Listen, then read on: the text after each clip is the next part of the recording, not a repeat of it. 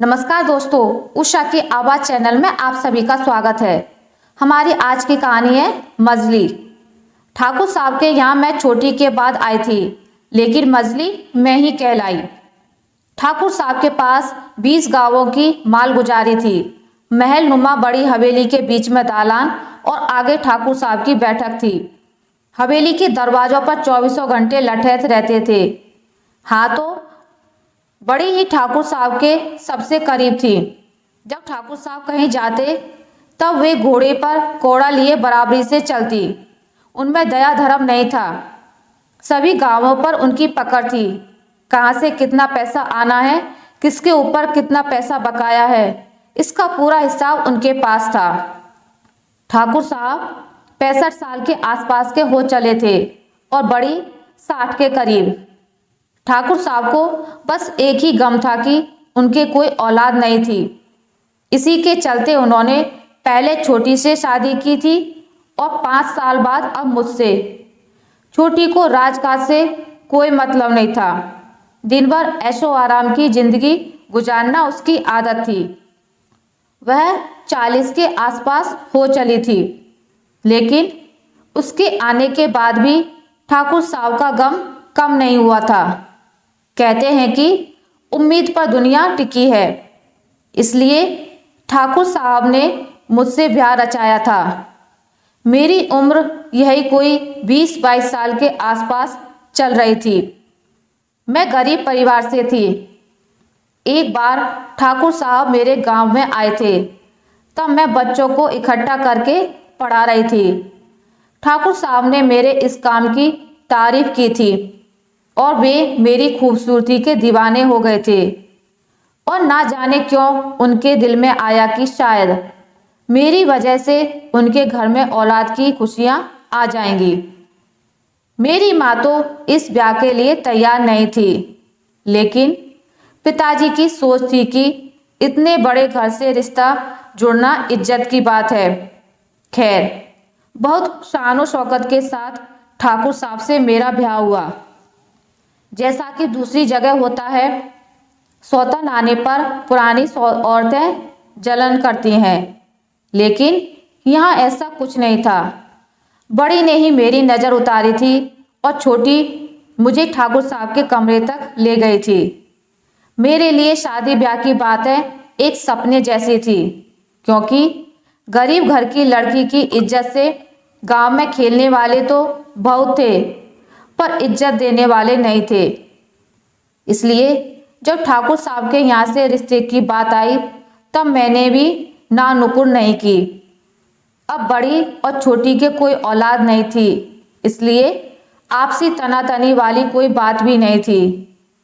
बड़ी ही ठाकुर साहब के साथ गांव-गांव जाती थी और वसूली करती थी। ऐसे ही एक बार वे रंभाड़ी गांव गईं। वहां सब किसानों ने तो अपने कर्ज का हिस्सा ठाकुर साहब को भेंट कर दिया, लेकिन सिर्फ कलवा ही ऐसा था जो खाली हाथ था। वह हाथ जोड़कर बोला, ठाकुर साहब, ओले गिरने से फसल बर्बाद हो गई। पिछले दिनों मेरे माँ बाप भी गुजर गए। अब इस साल आप कर्ज माफ कर दें तो अगले साल पूरा चुकता कर दूंगा। लेकिन बड़ी कहाँ मानने वाली थी। उन्होंने लठैतों से कहा, बांध लो इसे, इसकी सजा हवेली में तय होगी। मैं जब ठाकुर साहब के यहाँ आई, तब पहले तो किसी बात पर अपनी सलाह नहीं देती थी, लेकिन ठाकुर साहब चाहते थे कि मैं भी इस हवेली से जुड़ूं और जिम्मेदारी उठाऊं। धीरे धीरे मैं हवेली में रस बस गई और वक्त जरूरत पर सलाह देने के साथ साथ हवेली के कामकाज में हिस्सा लेने लगी। रात हो चली थी कि तभी हवेली में हलचल हुई। पता करने पर मालूम हुआ कि ठाकुर साहब आ गए हैं। बड़ी ने अपना कोड़ा हवा में लहराया। तब मुझे एहसास हुआ कि आज भी किसी पर जुल्म ढाया जाना है। अब मैं भी झरोके में आकर बैठ गई। कलवा को रस्सियों से बांधकर आंगन में डाल दिया गया था। अब बड़ी ठाकुर साहब के इशारे का इंतजार कर रही थी कि उस पर कोड़े बरसाना शुरू करे। मैंने अपनी नौकरानी से उसको मारने की वजह पूछी। तब उसने बताया, मजली ठकुराइन, यहाँ तो यह सब होता ही रहता है। अरे कोई बकाया पैसा नहीं दिया होगा। मैंने देखा कलुआ डर से थर थर काँप रहा था। तभी मैंने उस नौकरानी से ठाकुर साहब के पास खबर भिजवाई कि मैं उनसे मिलना चाहती हूँ, और मैं झरोके के पीछे चली गई। ठाकुर साहब वहीं आए और उन्होंने मेरी तरफ देखा। मैंने कहा, ठाकुर साहब, यह कलुआ मुझे ईमानदार और मेहनती लगता है, इसलिए इसे यहीं रख लेते हैं।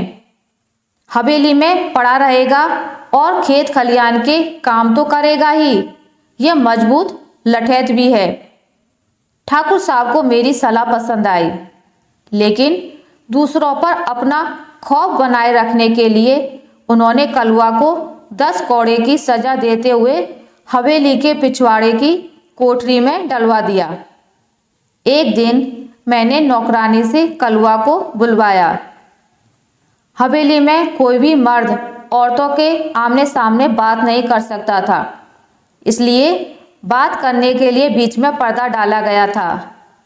कलुआ ने पर्दे के दूसरी तरफ आकर सिर झुकाकर कहा, मजली ठकुराइन जी, आदेश। झीने पर्दे में से मैंने कलुआ को एक निगाह देखा। लंबा कद, गठा हुआ बदन, सांवले रंग पर पसीने की बूंदें एक अजीब सी कशिश पैदा कर रही थी। उसे देखते ही मेरे तन की उमंगें और मन की तरंगें उछाल मारने लगी। मैंने कलुआ पर रौब दिखाते हुए कहा, तो तू है कलुआ, अब क्या हवेली में बैठे बैठे ही खाएगा? यहाँ मुफ्त में कुछ नहीं मिलता है, समझा? यह सुनकर कलुआ घबरा गया और बोला, आदेश मजली ठकुराइन। मैंने कहा, इधर आ। यह जो ठाकुर साहब की बैठक है, उसके ऊपर मयान में हाथ से झलने वाला पंखा लगा है। उसकी डोरी निकल गई है, जरा उसे अच्छी तरह से बांध दे। मैं अब भी पर्दे के पीछे नौकरानी के साथ खड़ी थी। कलुआ बंदर की तरह दीवार पर चढ़कर मयान तक पहुंच गया और उसने पंखे की सभी डोरियां बांध दी। इसके बाद बैठक को साफ कर अच्छी तरह जमा दिया। दोपहर को ठाकुर साहब ने बैठक का इंतजाम देखा तो उन्हें बहुत अच्छा लगा। जब उन्होंने इस बारे में नौकरानी से पूछा तब उसने मेरा नाम बताया। ठाकुर साहब की निगाह में मेरी तस्वीर अच्छी बनती जा रही थी। एक दिन मैंने ठाकुर साहब से कहा, इस कलुआ को हवेली की हिफाजत के लिए रख लेते हैं और कहीं जाते समय मैं भी अपनी हिफाजत के लिए नौकरानी के साथ इसे भी साथ में ले लिया करूंगी। ठाकुर साहब ने मेरी बात मान ली और मेरी हिफाजत की जिम्मेदारी कलुआ के ऊपर सौंप दी। हवेली से कुछ ही दूर पर खेत था। खेत में मकान बना था, जिससे हवेली का कोई आदमी वहां जाए तो उसे कोई परेशानी ना हो। एक दिन मैंने नौकरानी को बैलगाड़ी लगाने के लिए कहा। बैलगाड़ी के चारों डंडों पर चादर बांध दी गई थी, जिससे बाहर के किसी मर्द की निगाह हवेली की औरतों पर नहीं पड़े। बड़ी अब 60 के पार हो चुकी थी, इसलिए ये सब बंदिशें उन पर तो नहीं थी। छोटी पर कम और मेरे ऊपर सबसे ज्यादा थी। खैर, हवेली के दरवाजे से बैलगाड़ी तक दोनों तरफ पर्दे लगा दिए गए और मैं उन पर्दों के बीच से होकर बैलगाड़ी में बैठ गई और कलुआ बैलगाड़ी पर लाठी रखकर हाँकने लगा। खेत पर जाकर मैंने कलुआ को मेड़ बांधने और पानी की ढाल ठीक करने के लिए कहा। थोड़ी देर में काली घटाएं उमड़ घुमड़ कर बरसने लगी। कलुआ अभी भी खेत पर काम कर रहा था। नौकरानी को मैंने ऊपर के कमरे में भेज दिया और कहा, जब चलेंगे तब बुला लूंगी, और बाहर से कुंडी लगा दी। बरसात तेज हो गई थी और कलुआ छपरे में खड़ा होकर पानी से बच रहा था। मैंने कलुआ को अंदर आने के लिए कहा, तभी जोर से बिजली कड़की और ऐसा लगा कि वह मकान पर ही गिर रही है। मैंने डरते हुए कलवा को जोर से जकड़ लिया। उस समय मैं कलवा के लिए औरत और कलवा मेरे लिए मर्द था। थोड़ी देर में बरसात थम गई। मेरा मन सुख से भर गया था। कलवा मुझसे आंखें नहीं मिला पा रहा था। मैंने उसे फिर से खेत पर भेज दिया और ऊपर के कमरे में नौकरानी, जो अभी भी सो रही थी, को झिझड़कर उठाते हुए कहा, क्या रात यहीं गुजारने का इरादा है? नौकरानी हड़बड़ाकर उठी और बैलगाड़ी लगवाई। वापस हवेली में आकर मैंने कलवा को दालान में बुलवाया और बड़ी से कौड़ा लेकर कलवा पर एक ही सांस में 10-20 कौड़े बरसा दिए। मेरे इस बर्ताव की किसी को उम्मीद नहीं थी, लेकिन ठाकुर साहब और बड़ी खुश हो रहे थे कि मजली भी अब हवेली के रंग ढंग में रच बस रही है। उधर कलवा अब भी यह नहीं समझ पाया कि आखिर मजली ठकुराइन ने उस पर कौड़े क्यों बरसाए। पहली बात तो यह कि कलवा को मैंने एहसास दिलाया कि जो खेत पर हुआ है उसके लिए उसे चुप रहना है, वरना। दूसरी बात, ठाकुर साहब और नौकरानी को यह एहसास दिलाना कि मुझे कलवा से कोई लगाव नहीं है। तीसरी बात यह कि अगर हवेली में मुझसे वारिस आता है तो उसके हक के लिए मैं कौड़े भी बरसा सकती हूँ। मैं खुद नहीं समझ पा रही थी कि यह औरतों वाला तिरिया चरित्र मुझ में कहाँ से आ गया, जिसके बल पर मैं अपने इरादे पूरे कर रही थी। अगले दिन मैं पहले की तरह सामान्य थी। नौकरानी से कलवा को बुलाकर हवेली की साफ सफाई कराई। वह अभी भी डरा और सहमा हुआ था। समय अपनी रफ्तार से गुजर रहा था।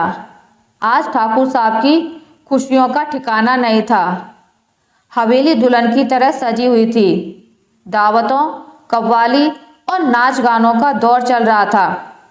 कब रात होती कब सुबह मालूम नहीं पड़ता। जो पैसा अब तक हवेली की तिजोरियों में पड़ा था, खुशियां मनाने में खर्च हो रहा था। जगह जगह लंगर चल रहे थे, दान धर्म चल रहा था, और हो भी क्यों नहीं, ठाकुर साहब का वारिस जो आ गया था। बड़ी और छोटी भी औरत थी और इतने दिनों तक हवेली को वारिस नहीं देने की वजह वे जानती थी, लेकिन इसके बावजूद वे यह ना समझ पा रही थी कि मजली ने यह कारनामा कैसे कर दिया। आशा करती हूँ आपको मेरी आज की कहानी अच्छी लगी होगी। अगर आपको मेरी ये कहानी अच्छी लगी है तो इसे लाइक करें, ज़्यादा से ज़्यादा शेयर करें, और अगर आप मेरे चैनल पर नए हैं तो इसे सब्सक्राइब करना ना भूलें। मिलते हैं एक नई कहानी के साथ, तब तक के लिए नमस्कार।